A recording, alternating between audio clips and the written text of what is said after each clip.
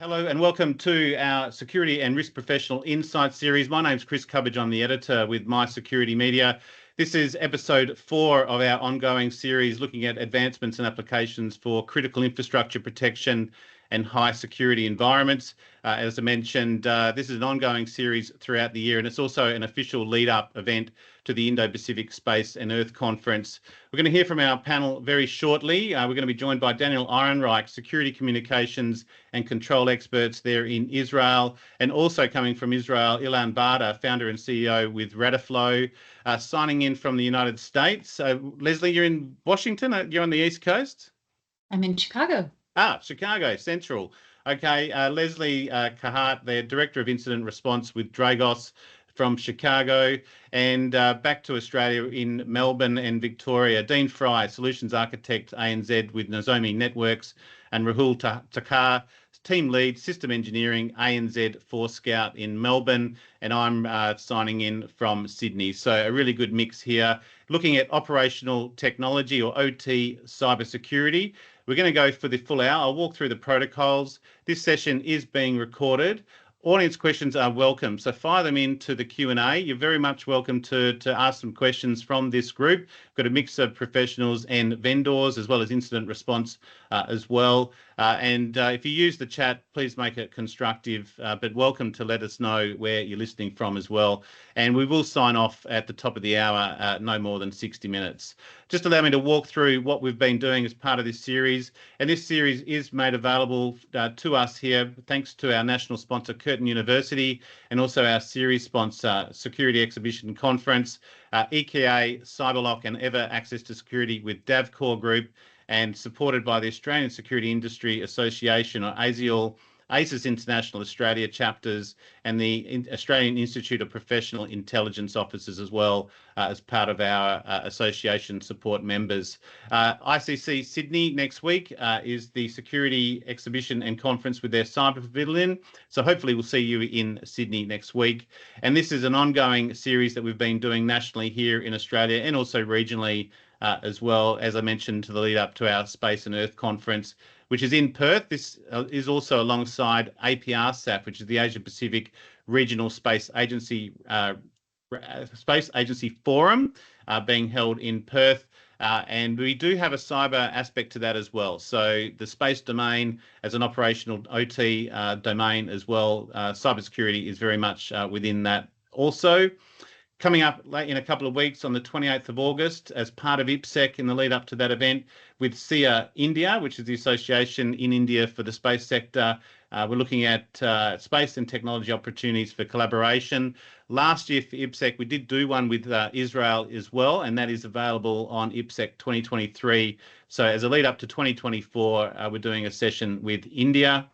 And also we've got an ongoing session with BugCrowd, Unleashing Human Creativity for Proactive Security. And this is a series with looking at CISOs, doing interviews with a range of CISOs, the BugCrowd leadership group, as well as the BugCrowd community and their ethical hacker group as well. So CISO Insights and Hack the Hacker series with BugCrowd. So that is a separate series that you need to register for.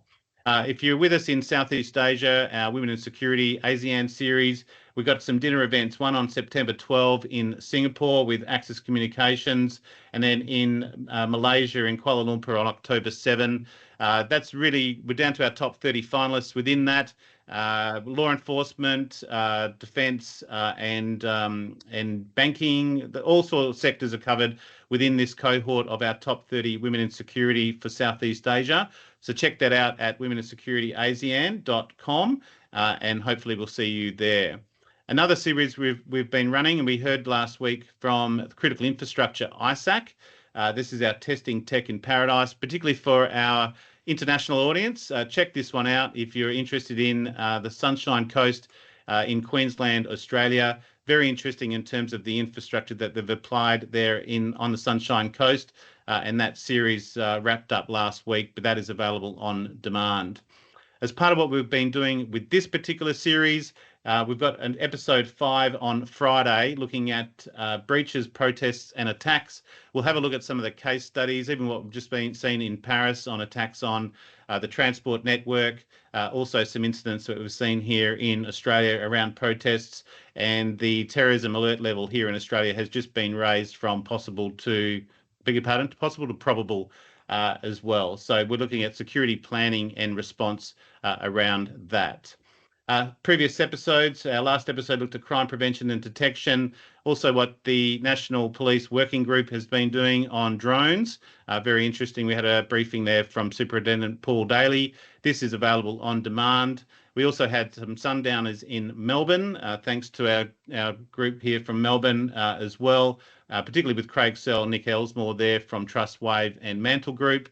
And our first couple of episodes looked at the international and regional security environment, particularly what's happening in Ukraine and in the Middle East currently. And even when we ran episode 2, Israel and Iran were at it again, and it has impacts here in Australia in our region as well. So these episodes are available on demand. Hence, coming to episode 4, OT Cybersecurity.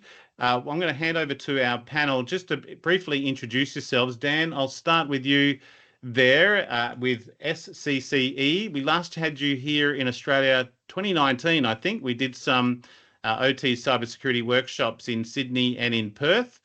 Very well attended, and hopefully we will get you back one day. But Dan, maybe just a bit of insights into what you've been doing recently and your role. So good morning, good evening to wherever you are on the globe. Daniel Ehrenreich, I'm a consultant and lecturer in the field of industrial cybersecurity, OT. In the past recent years, I started to cover cybersecurity for robotics, for medical systems. My main activity is conducting workshops from 4 hours to 50 hours around the globe, wherever needed. So I'm looking forward to participate in this great seminar. Thank you, Chris, for inviting me. Good on you, Dan. And Dan has been our champion throughout, driving to do a session like this as well. Ilan, also in Israel, and the founder and CEO with Radiflow. Hi, good morning or good afternoon for the ones in Asia. As I said, I am the CEO of Radiflow. I started Radiflow about 15 years ago. Before that, I also had background in cybersecurity in different areas. In general, Radiflow is focused on just about cybersecurity for industrial automation. And as the leader of the company, I am constantly meeting with customers, trying to see what are the next steps that we need to address in the market. Nice. And Lesley, Director of Incident Response. Take it you only sleep 4 or 5 hours a day, I'm assuming. That's about it, when I'm not on a plane, or maybe when I'm on a plane or on a site, or whenever I can sleep. I've been doing industrial incident response for about 15 years. I currently work for Dragos. I've always been in the kind of non-standard cybersecurity space, non-standard devices. I teach for SANS as well. I teach incident response for them. And I basically respond to incidents in every type of industrial vertical, every size organization all over the world. Wonderful. And say good day to Robert. We've had Robert on before, and we've done webinars with Dragos as well. So well respected in the sector. Dean, there in Victoria. Yeah, lovely. Dean Frye, I'm a solutions architect with Nozomi Networks. I've been in and around the operational technology security challenges for a couple of decades. From the early days of Snort, I was at Sourcefire and recently at Armis. Been with Nozomi for about 2 years and looking forward to a robust discussion this afternoon. Wonderful. And Rahul Thakkar there in Melbourne. Thank you, Chris. Hello, everyone. Rahul Thakkar. I lead the pre-sales SE team for Forescout in ANZ, wherein we provide cybersecurity across the broader networks, which includes IT, IoT, IOMT, and OT, looking more into proactive risk approach. I am an SME for OT within Forescout and have been with Forescout for quite a long and in the security industry for more than 20 plus years. Beautiful. And I suppose my background, I do a lot more in physical security, but definitely around control systems as well. And you see that convergence between so the IT aspects of physical security systems now and those touch points. So very interested into what we're seeing. I suppose my main start, I'm going to refer to a Dragos report. This is the Australian 2023 OT Cybersecurity Year in Review that Dragos provided. It's on our Australian Cybersecurity Magazine website. but some 905 global ransomware incidents that affected industrial organisations last year, and 13 involved Australian organisations. One of the things I wanted to dispel, and we'll open up to the panel, we'll start with Dan, the difference between SCADA systems, industrial control systems, industrial IoT, and then our normal control systems security, which is also our operating systems, a little bit what we just saw with CrowdStrike, not even being, the blue screen, must have had impacts on industrial systems. It had impacts on transport, airlines and the like. How do we define and what are the differences between these? Is SCADA more secure than a ICS, or is it the same? How would you define some of those terminologies around SCADA, ICS, and IIoT? Excellent. So first of all, we need to realize that we are speaking about cyber physical systems. So to differentiate between IT and OT, first of all, we say OT is more cyber physical. Now, which term we are going to use, whether we use SCADA or whether we use DCS or other type of, or ICS, it depends very much on the physical process and the architecture of the system. If we speak about SCADA, we will see a broad geographical coverage with broad range of wireless and wired and even satellite communication. When we speak about DCS, we will see a system which is more condensed in a building or a campus. What is very important, that people who are involved with cyber security for cyber physical systems, they must understand the physical process. And I just want to add something very, very important. We must not deploy a cyber defense solution which might interfere with the process. This is the reason, this is a very critical principle, this is the reason why we, in most cases, we do not allow to use IPS, because IPS is an intervention to the physical process and it might create some risk to operating safety and reliability. So when we speak about IT, we are focusing on the CIA, confidentiality, integrity, availability. When we speak about cyber physical systems, my view is not to rotate the CIA letters, but rather say SRP, safety, reliability, and productivity on performance, which you like most. And this is a very, very important principle. If we adhere to this principle, we will deploy excellent and well-protected SCADA system. And fact of life, that there are not too many cyber attacks which are focusing on the industrial process. We see ransomware like the Colonial, but these are IT attacks, not OT attacks. Yep. So you find IT attacks on OT systems and the OT IT aspects of those, the actual IT systems around those. Look, thank you to the vendor group here as well. Very keen to get your insights in terms of the differences and how your platforms approach each of those. As Dan mentioned, it's really the approach that you have on SRP versus CIA. Ilan, in terms of Radiflow, how do you approach it, and how do each of these sort of architectures make a difference the way the platform's deployed? I think from my point of view, because the market is very diversified and there are a lot of different architectures, what is important is eventually to understand what's the openness of the industrial system to external potential attacks, what's the attack surface, or whether it's called ICS or DCS or SCADA, doesn't really matter. What's important is to really discuss with the customer and understand what is the attack surface. Are they open to the internet? Are they open to the enterprise network? Like you have mentioned, the CrowdStrike incident, it was not really addressing the OT systems, but in cases where the OT operations, like airlines, was eventually affected because of the regular computers, then of course it had an effect on the operations. So what is important eventually is to understand this kind of openness, what is the attack surface, and then make sure that the deployment of the security solution because eventually for Radiflow, what we are trying to do is to provide the customer a complete solution, a wide platform of different parts of the solution, whether they need just the detection, whether they need the assessment, whether they need the information for the incident response. So it's very important, first of all, to understand the architecture and then what is the attack surface, because this would determine where can we assist the customer with the right solutions.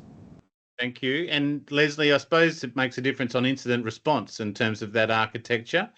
How do you go about it? Where sort of in terms of your role an incident, how do you must go the other way, forensically backwards rather than looking at the planning, right? Yes, and I deal with everything from power plants that are 30 years old to manufacturing systems that were released last year. So I see Windows NT, I see brand new Windows 11 systems, I see everything. But the most important thing that I can impart in a few seconds to the audience is you probably have OT systems, cyber physical systems in your environment, even if they're just controlling your building automation and your data centers. They're very, very important, and you have to think about them differently. Both of my colleagues who have spoken so far mentioned consequences, and that's the word I usually bring things back to, is consequences in these cyber physical environments. Things that you normally quantify risk as in your enterprise environments, like data loss.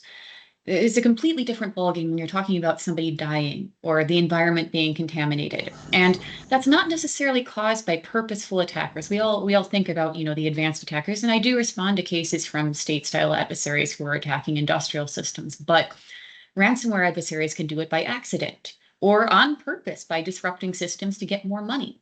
And insiders do it by accident sometimes, and we can do it as part of our cybersecurity efforts. We can cause a worse consequence in these environments than the hackers, than the cyber criminals, than the state adversaries by installing the wrong tool or scanning something that is not sophisticated enough to handle an open connection without a closure.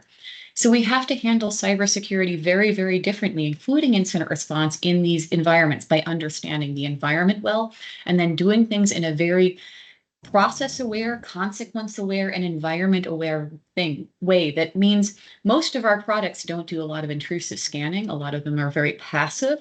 Our incident response tools have to be tailored to much lower resource systems with less installation of agents, less installation of security tools.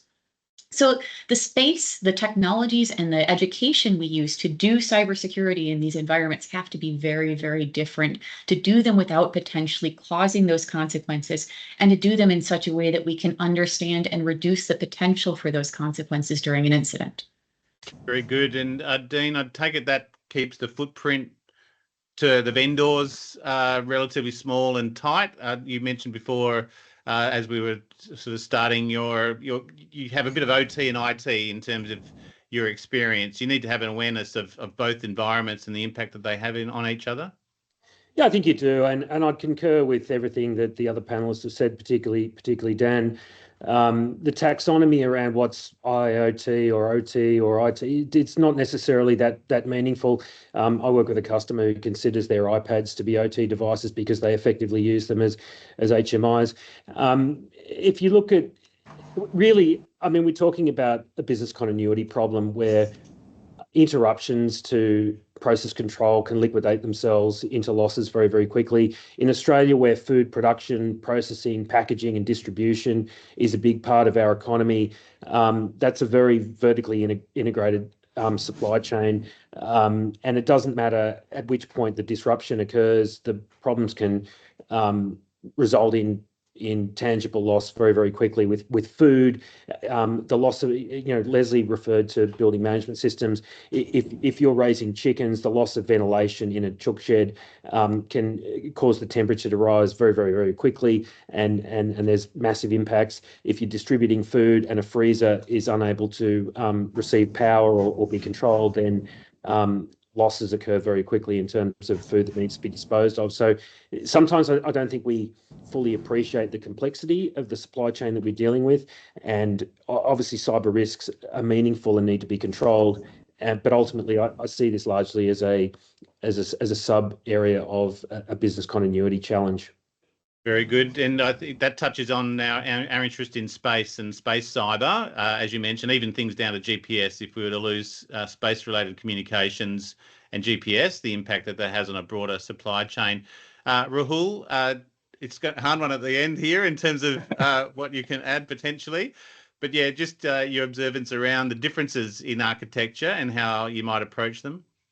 Yeah, and I agree with your observation. When you come at the last, I think pretty much everything is covered by the colleagues that I've got on the panel.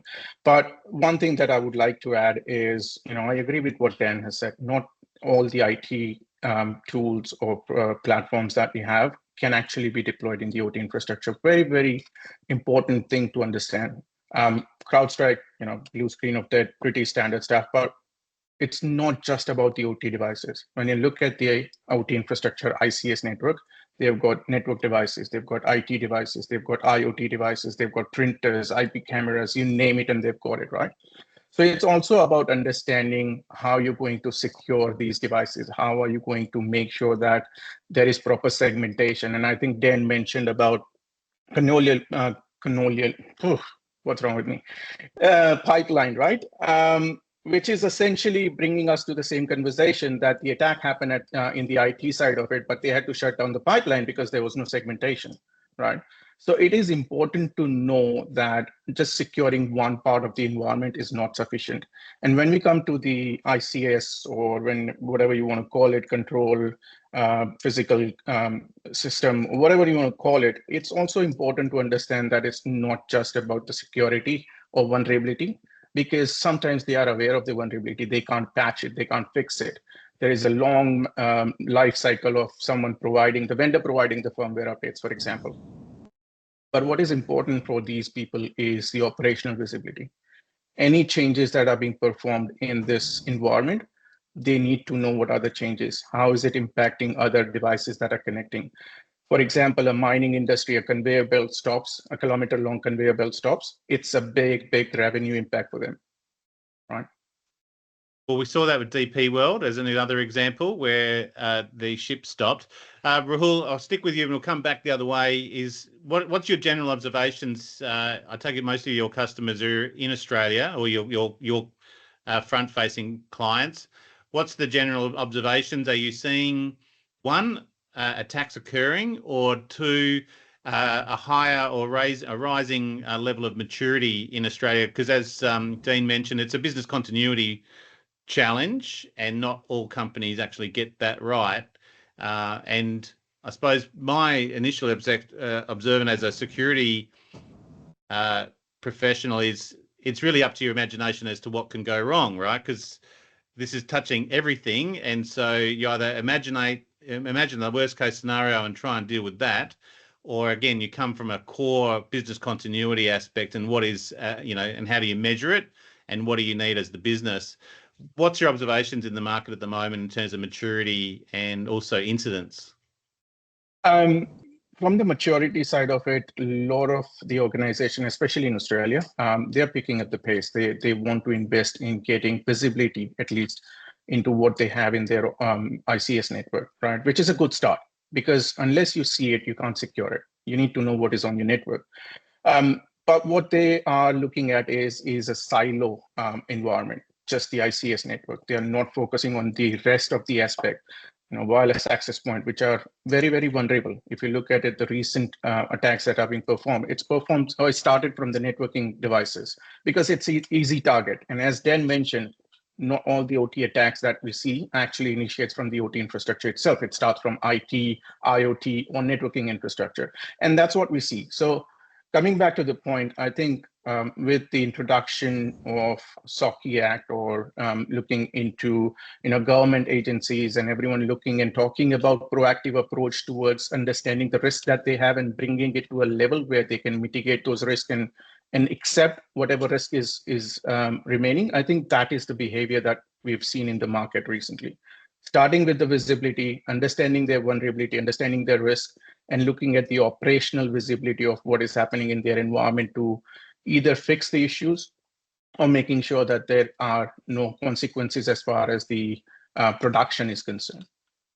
And Dean, good one for you to come on the back of that in terms of observations from Victoria. Look, I think that there are a diversity of sophistication levels out there in the customer base.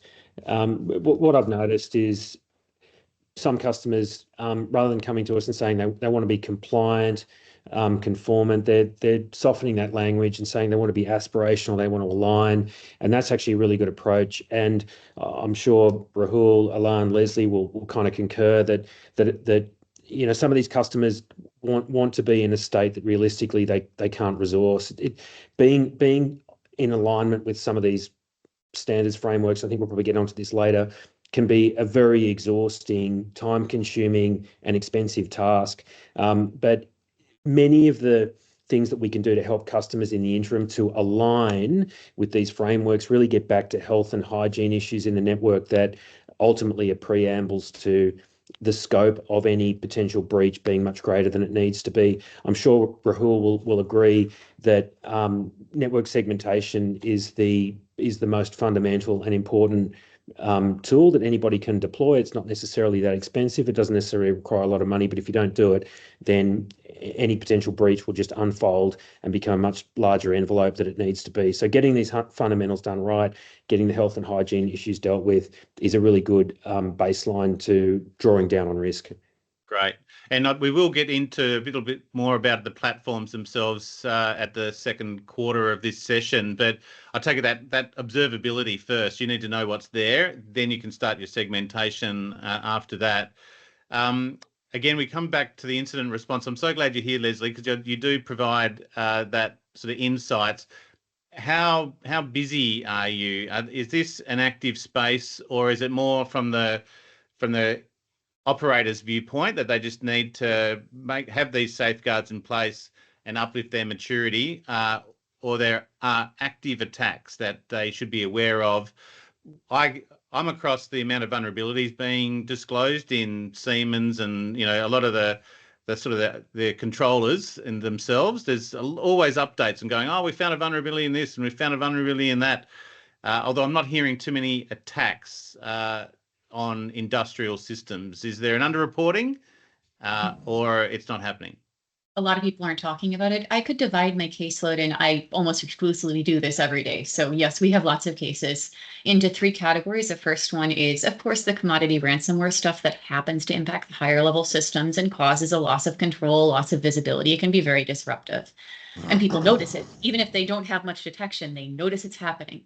The second one is insiders. And oftentimes they're unintentional insiders. They're like somebody who wanted to watch Netflix on third shift in the control room and connected an antenna, or left the data center dual home to something. It just happens all the time. That's the nature of these facilities. It's the nature of working remotely in remote locations in industrial facilities. So we respond to a lot of those, and they can have pretty catastrophic implications. And the final one is state-style adversaries. And most of what they're doing doesn't build security budgets. They're doing reconnaissance and foothold building. But the commonality between all of those, whether it's a really well-resourced state adversary that's really building industrial attack capacities, or it's just some, not well-trained ransomware adversary, they're all using really fundamental things to get in for the most part. And it's exactly what my colleagues have been talking about. Basic architectural issues, a lot of perimeter issues. Now, yes, there's a lot of exploitability in PLCs, but for the most part, PLCs are designed to be pretty simple and do what they're told. When you hit the red stop button on the wall because somebody's LIN is caught in the machine, you need it to work. You don't want to add a bunch of encryption to that. So I oftentimes describe this segmentation as like the crispy candy outside around the gooey candy center. The PLCs are generally going to be fairly vulnerable. You want to keep them in their silos, and you really want to make sure the bastions around them, the perimeter devices, the exposed devices, the DMZs are very, very well secured.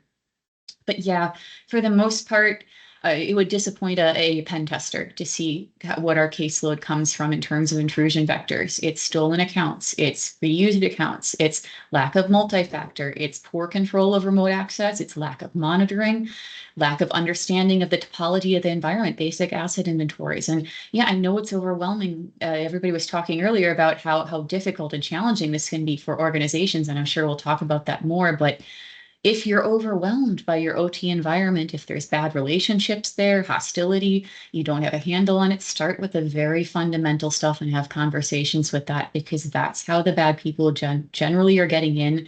And most organizations, even really big, well-resourced ones, do not have a handle on architectural or monitoring things. Wonderful, Lesley. That's really good insight. And the other thing is, I know I learned when Dan was over here, the amount of PLCs that are actually out in the environment, as you say, can be overwhelming for the critical infrastructure operators. The traditional ones, power and water. They're big environments and old as well. There's a lot of legacy systems that they may not be aware of.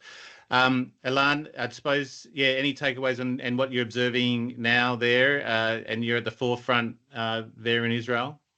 I think what we are starting to see is the long tail of the customers, not the big ones that have already started to address this issue 1 or 2 years ago. But now there are more and more of these kind of mid-sized customers, a food manufacturer with 10 sites. We just either heard about it from the news or from his colleagues, or needs to do it because of supply chain regulations or government regulations.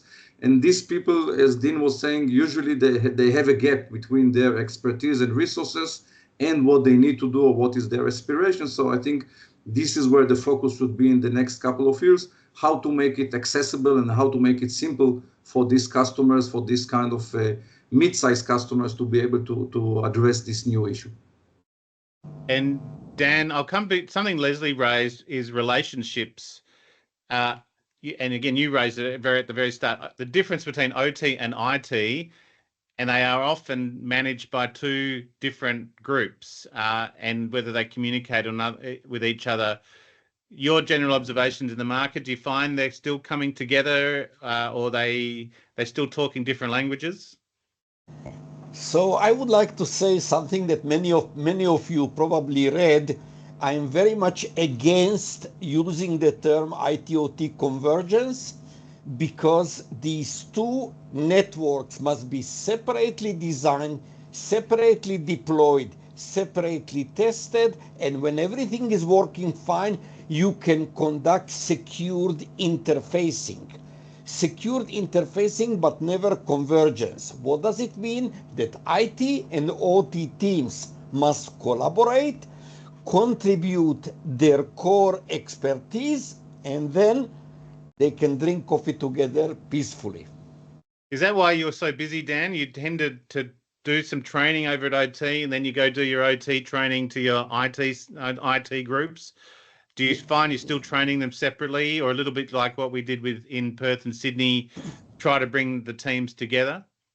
I train them separately because each team must receive a accurately tuned training. IT people must learn what are the OT basics, and OT people must learn what they need to know on the top of understanding the process. So the trainings are separate, although after the training, they start to talk each to other. Very good. I know we had some like process engineers coming into the courses that really opened their eyes. One of the questions I had for you as a panel was how do you define an OT related cyber incident? Is there a definition to an OT cyber related incident? Was, for example, CrowdStrike, is that OT? Was that operational, or was that a pure IT play? Dan, how did you see? How are you defining OT? So let me bring my specific approach to that. CrowdStrike was not supposed to happen to any OT organization, because we never allow any kind of uncontrolled access to do update. Related to defining the attack, what I say is that OT related attack, it's one that has an impact on operating safety, reliability, and performance or productivity. This is the reason why Colonial Pipeline is an IT story. The shutdown did not happen because they didn't have segmentation or because they were worried that something will explode. It was shut down because they couldn't build their customers, and I think it was a significant negligent action on behalf of the management. They didn't have any BCP. They never considered what can happen. So when we speak how many incidents happened since the Stuxnet, depend how you count them. If you count them carefully, those which had impact on the operating safety, reliability, and productivity, you probably are around the 2-digit number worldwide. And if you like, multiply it by 3, multiply it by 5, it's still a small number. However, if you add all the incidents which eventually had impact on the operation, then the number can go to hundreds of thousands and so on. I take it, Lesley, coming back to you, there's a lot of reconnaissance there that one doesn't need to get recorded, but it might be detected. How are we measuring this? I'm going to come back to the two Australians shortly, but yeah, you mentioned you separate the categories in terms of potential nation states, insiders, and I think the first one was sort of IT related issues. Are you seeing any requirements to report even reconnaissance activity or the like? How are you measuring that and defining an OT cyber related incident?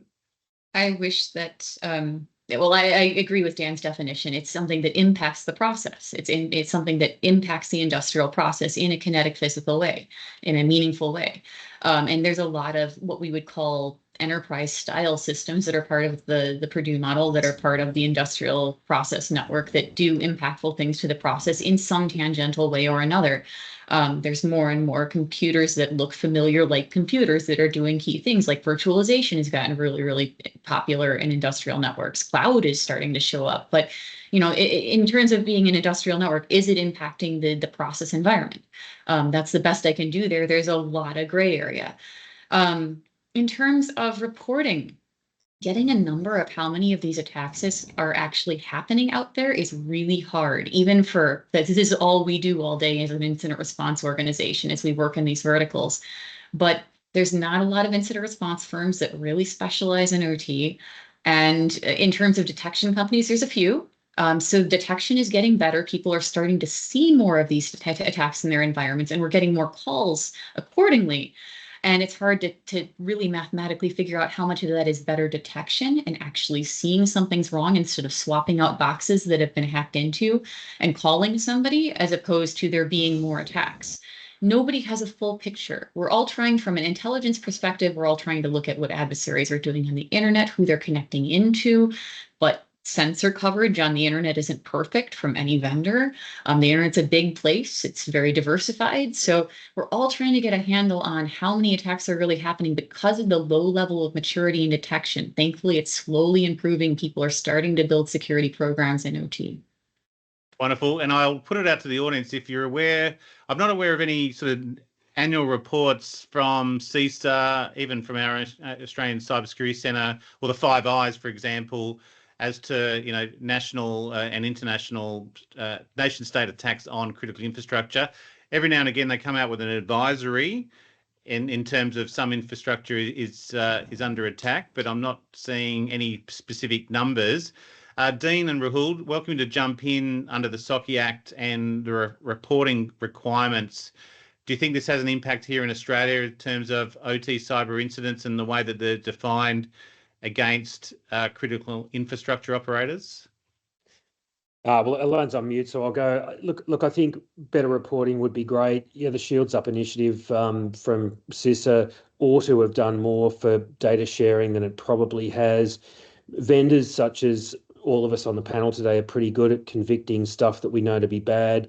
We're not brilliant as an industry at sharing the precursor sort of activities, the IOCs that we detect, and sharing those so that those can be pushed down through the relevant platforms as technical controls that customers can that can be automated in customer environments. We need to do a better job of that, I think.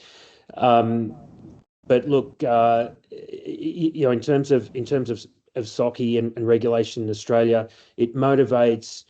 It doesn't it doesn't have a compelling event in my view. There are many organizations that are aspirational, as I mentioned before, towards these various different frameworks, but won't go sort of completely there. But that's okay if that results in better organizational awareness, better situational awareness, and a better understanding of the environment, because no matter what happens, responders like Lesley need detail and information and context. And if that is to hand when something appears to be going wrong, then that will ultimately result in the extent of that situation being reduced, and the dwell time potentially being much less than it might otherwise be. I suppose, go Rahul, go. Sorry, I was just going to say I agree with Lesley, Dan, and Dean as well on this one. If you look at the cybersecurity for IT, it's been there for years now. It's a journey, right? It's not something that you achieve next day. It is a journey. We improve ourselves looking at what is happening, what we have done wrong. You improve the processes, the technology, everything. For OT or ICS, it's a starting point. Everyone has started identifying that this is something that we need to protect. No more air gap. There's a lot of IIoT, as we say it, right? IoT, whatever it is, it's coming in. Acts like SOC Act definitely helps, but again, it's a journey. Everyone is starting on that. So I think it will take a couple of years before we see a better technology, a better way, better processes that are defined to say this is what we need to do in case of something going wrong. Is this where ISACs play a role? I mentioned we've got a critical infrastructure ISAC here in Australia. There's health ISAC, financial, there's a space ISAC as well. Do you think that's probably the best form of sharing threat intel? Most of you are nodding, so I'm assuming that's a yes. Ilan? It definitely is. Oh, it definitely is.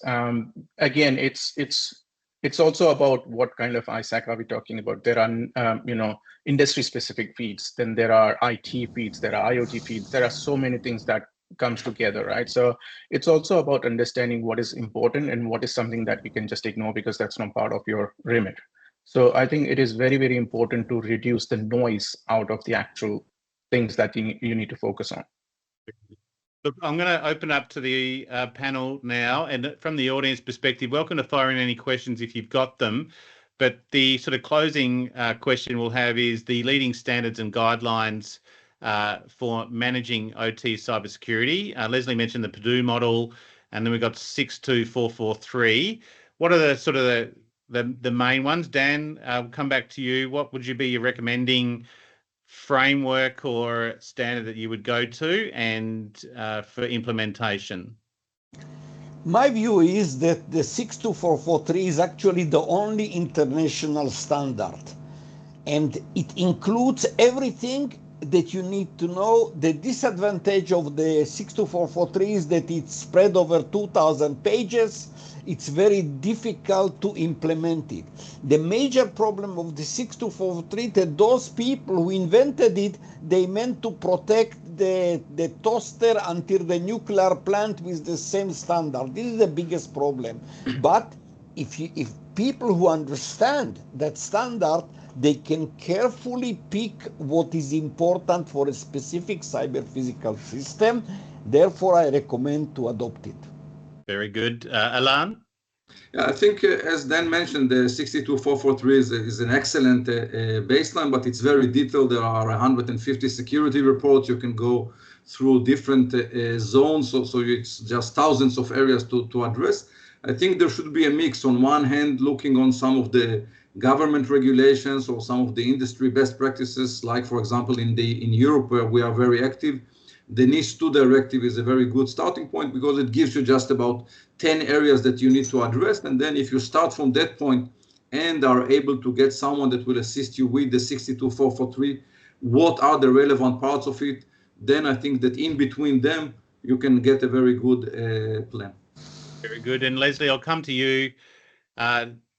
It can be drinking from the ocean aspects on some of these. What's your sort of model that you would refer to clients as to start?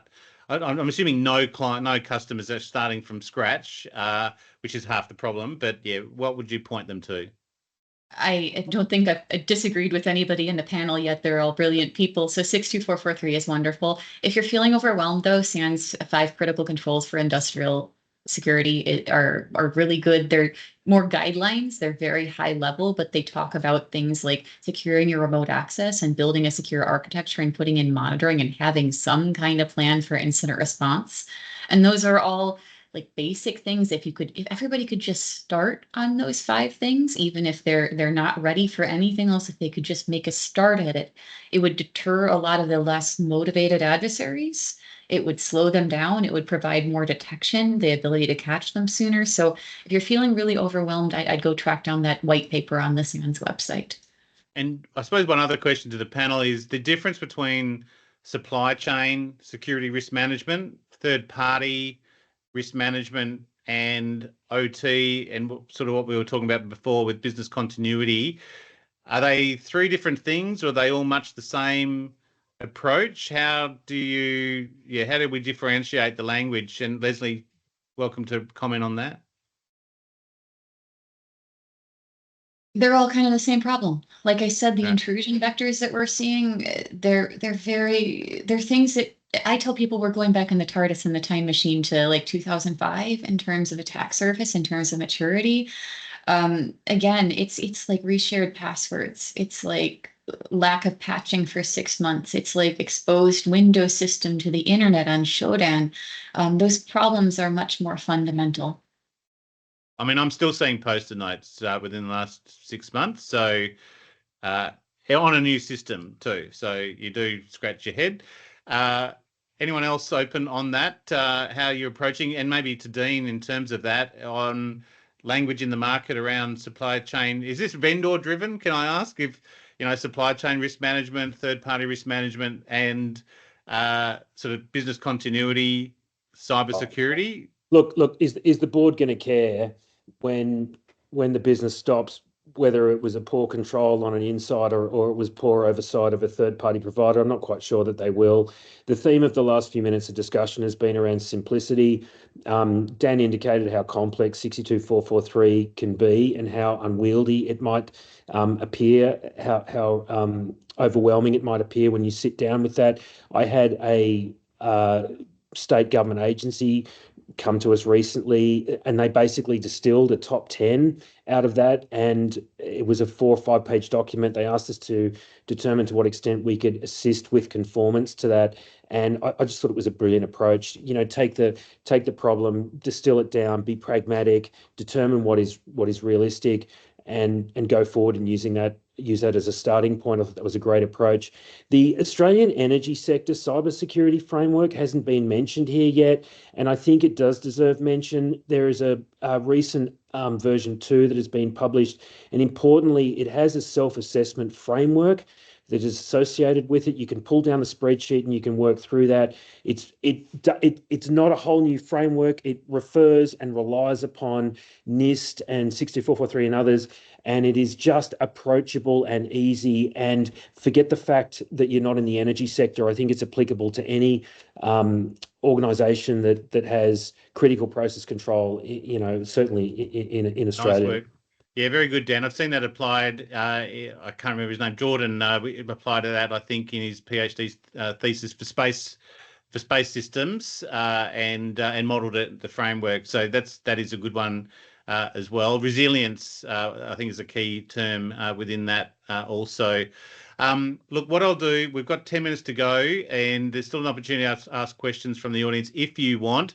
But I'll give the opportunity just before we close off, just for the vendor. Dean, you're on screen. Maybe just an insights into Nozomi Networks, what you do. We'll just hear from the vendors as to what their platforms provide before we close off this session. But yeah, just a brief introduction to Nozomi in terms of the platform. Well, thanks, Chris. So what we do is build a bit of a Maslow's hierarchy, if you will. We deploy in an environment, typically passively to start with, and the foundation is understanding what the assets are. So essentially everything that's talking on the network, building and profiling those devices.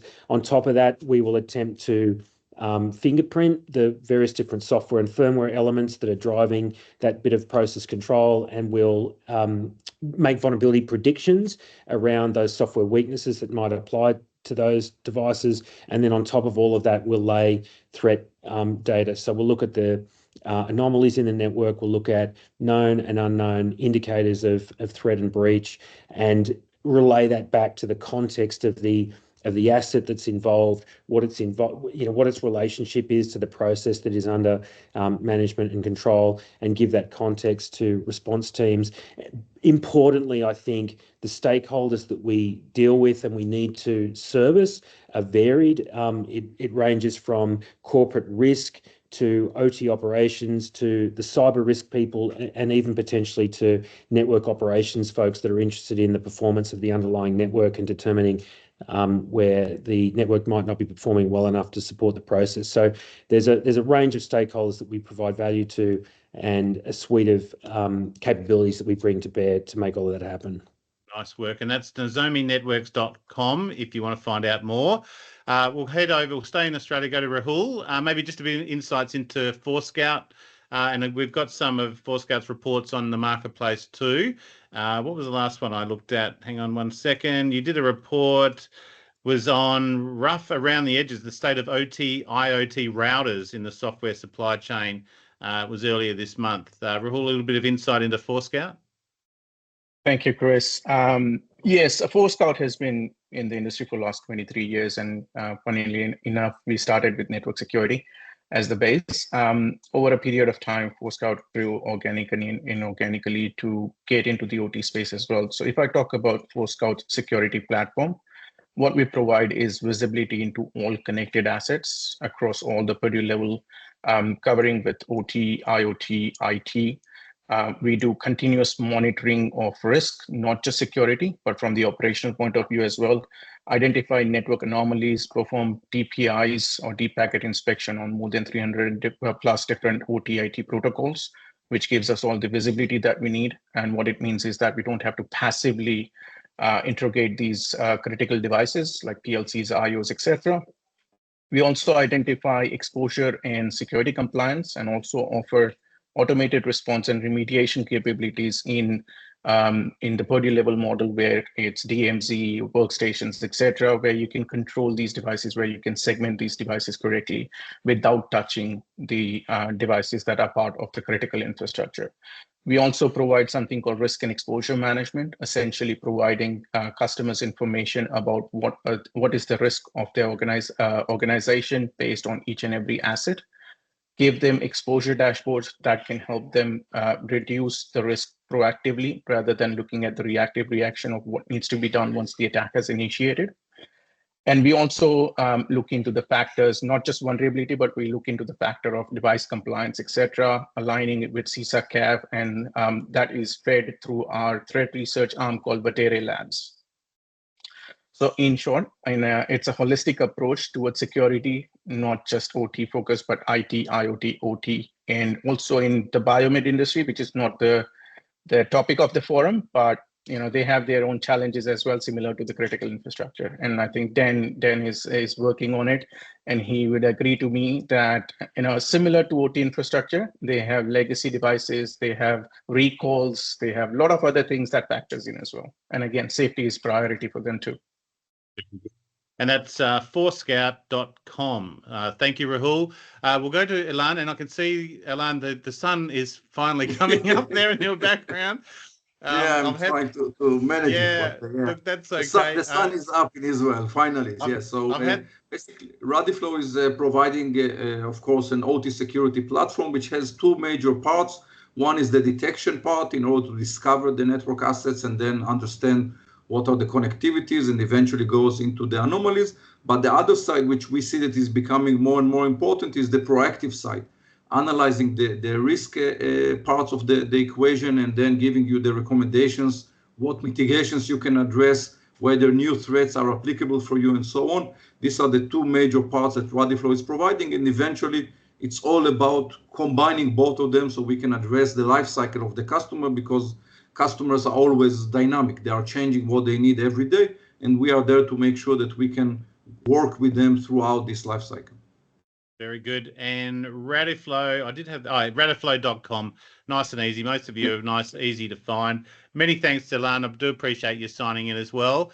And then we'll head to Dragos. I mentioned, Lesley, we've had Robert on before. We've also had Malcolm Turnbull on. In fact, I had Malcolm Turnbull, who's an investor, former Prime Minister here in Australia, and Robert on together on a particular webinar. But yeah, just a little bit into Dragos. First of all, I think it's noteworthy for the audience that even though a lot of our products compete with one another, we're all focusing on the same fundamentals because they're really important and you need something in that space. But Dragos, we have three arms, kind of. The first one is threat intelligence. The first area that we do business in is creating threat intelligence reports based around what adversaries, both criminal and state, are doing in the industrial space, geopolitically and technically. And we provide reports on that as a service. We also, of course, create a monitoring product, a passive, mostly monitoring product as well that can be deployed on customer networks to do everything from detection to asset management, understanding your environment, mapping your network, and understanding communications and vulnerabilities. And finally, we have a service arm, which I'm part of, which does incident response services, threat hunting, pen testing in industrial environments. Specifically, all this stuff is specific to only OT cyber-physical environments. We do architecture assessments, reviews, and audit and compliance work as well. Beautiful. And Dan, maybe a little bit of insight into what you're up to, what you might have coming up as well. Well, I tell you, around this table, we have a majority of the people technologists. So I would like to say that cybersecurity for OT operation is achieved, first of all, by physical perimeter security. You need to protect the processes. Then we need to have strong segmentation. I'm not saying air gap. I say secured interfacing. We need to have a strong and accurate asset inventory, because that's very important. We need to know what is connected, who is talking to whom, and so on. And finally, allow me to say that training is very important, because majority of the incident that actually happened, the damage was caused because people were not properly trained on risks and defenses. So these are the four things that I say before we speak about technology, because technology is difficult to deploy. We don't have budget. We cannot do shutdown, many things that we cannot do. So that's my view on how to protect the cyber physical operation. Very good. And look, we'll put a call out to action. Dan and I would love to do some more training, potentially even virtual. So I will put some details out. We do have a course available even online from 2019, but it's obviously worth a catch up. Look, to our audience, thank you very much. No questions there, but also a big thanks to our vendor and Dan himself panel. Very much appreciate, and thank also to your comms teams for arranging this as well. But thank you to Daniel Ehrenreich, Security Communications and Control Experts, Ilan Barda, Founder and CEO with Radiflow, Lesley Carhart, Director of Incident Response with Dragos, Dean Frye, Solutions Architect ANZ Nozomi Networks, and Rahul Thakkar, Team Lead, System Engineering ANZ with Forescout. Thank you so much for joining us today. That is it. Thank you also to our sponsors, Curtin University, Security Exhibition and Conference, DavCore Group with EKA, Cyberlock and EVA Access to Security, and our community, Aziel, ASIS and AI, PIO. That is it from us today. We're stopping at the top of the hour. Our next episode's on Friday, looking at security planning and response. But again, thank you very much. There's a final Q&A. Here we go. Someone's asked a question. I've just seen it just before we go. If an org is already aligned to ISO 27001 kind of standard for ISMS, then can we say that particular industry has to solely focus on aligning with 62443? So if an organisation is already aligned to ISO 27001 of standard for ISMS, then can we say that particular industry has to solely focus on aligning 62443? What's the relationship between the two? Anyone want to take that before we go? No? I think that in a very short way, there is a very big gap between the two. The 27,001 is a very good starting point in terms of your basic hygiene for cybersecurity. The 6243 is the other extreme with a very detailed level of security controls. I think there is a very big way in between. I wouldn't just jump from one of them to the other. Beautiful. Well, look, on that note, we'll close it off. Thank you to our audience. Thank you to our panel.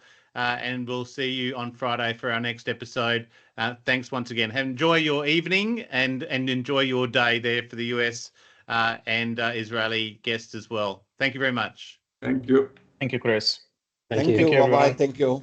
Thank you. Bye.